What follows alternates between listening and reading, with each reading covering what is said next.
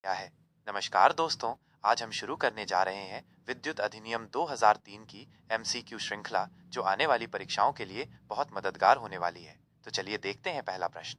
विद्युत अधिनियम 2003 लागू कब हुआ? जिसका सही उत्तर है 10 जून 2003। निम्नलिखित अधिनियमों में से विद्युत अधिनियम 2003 ने किस अधिनियम को प्रतिस्थापित किया? जिसका सही उत्तर है सभी उपरोक्त, अर्थात सभी अधिनियमों को विद्युत अधिनियम 2003 ने प्रतिस्थापित किया है। विद्युत अधिनियम 2003 का प्राथमिक उद्देश्य क्या है? इसका सही उत्तर है उपरोक्त सभी। यह विद्युत क्षेत्र में प्रतिस्पर्धा को बढ़ावा देता है, निजी निवेश को प्रोत्साहित करता है और उपभोक्ता संरक्षण सुनिश्चित करता है। बिजली के अंतरराज्यीय संचरण को विनियमित करने के लिए कौन सा निकाय जिम्मेदार है? इसका सही उत्तर है केंद्रीय विद्युत नियामक आयोग, सेंट्रल इलेक्ट्रिसिटी रेगुलेटरी कमीशन, जो बिजली के अंतरराज्यीय संचरण के लिए जिम्मेदार है। विद्युत अधिनियम 2003 के तहत खुले पहुंच का लाभ उठाने के लिए उपभोक्ता के लिए न्यूनतम लोड आवश्यकता क्या है? इसका सही उत्तर है 1 मेगावाट। विद्युत अधिनियम 2003 का कौन सा खंड राष्ट्रीय विद्युत नीति से संबंधित है? इसका सही उत्तर है धारा 3। राज्य विद्युत नियामक आयोग एसईआरसी का उद्देश्य क्या है? इसका सही उत्तर है उपरोक्त सभी।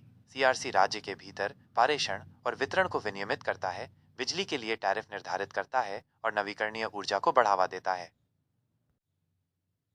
निम्नलिखित में से कौन सा केंद्रीय विद्युत प्राधिकरण सीईए का कार्य नहीं है? इसका सही उत्तर है अंतरराज्यीय पारेषण के लिए टैरिफ विनियमित करना। विद्युत अधिनियम 2003 के तहत बिजली चोरी के लिए क्या दंड है? इसका सही उत्तर है कारावास या जुर्माना या दोनों। विद्युत अधिनियम 2003 की कौन सी धारा उपभोक्ता शिकायत निवारण मंचों की स्थापना को अनिवार्य करती है? इसका सही उत्तर है धारा 42। राष्ट्रीय भार प्रेषण केंद्र एनएलडीसी की भूमिका क्या है? इसका सही उत्तर है राष्ट्रीय ग्रिड का एकीकृत संचालन सुनिश्चित करना। निम्नलिखित में से कौन सी विद्युत अधिनियम 2003 की एक प्रमुख विशेषता है? इसका सही उत्तर है उपरोक्त सभी। यह राज्य विद्युत बोर्डों एसईबीएस का पृथक्करण, खुली पहुंच की शुरुआत और नवीकरणीय ऊर्जा को बढ़ावा देने जैसे कार्य करता है। विद्युत अधिनियम 2003 के तहत टैरिफ नीति का उद्देश्य क्या है? इसका सही उत्तर है उपरोक्त सभी। यह टैरिफ के युक्तिकरण को सुनिश्चित करता है, प्रतिस्पर्धा को बढ़ावा देता है और उपभोक्ता हितों की रक्षा करता है। ये सभी इसके उद्देश्य हैं। विद्युत अधिनियम 2003 की कौन सी धारा ग्रामीण विद्युतीकरण से संबंधित है? इसका सही उत्तर है धारा 6। विद्युत अधिनियम 2003 के तहत वितरण लाइसेंस धारी की प्राथमिक जिम्मेदारी क्या है? इसका सही उत्तर है उपभोक्ताओं को बिजली की आपूर्ति करना। निम्नलिखित में से कौन सा राज्य भार प्रेषण केंद्र एसएलडीसी का कार्य नहीं है? इसका सही उत्तर है राज्य के भीतर पारेषण के लिए टैरिफ विनियमित करना।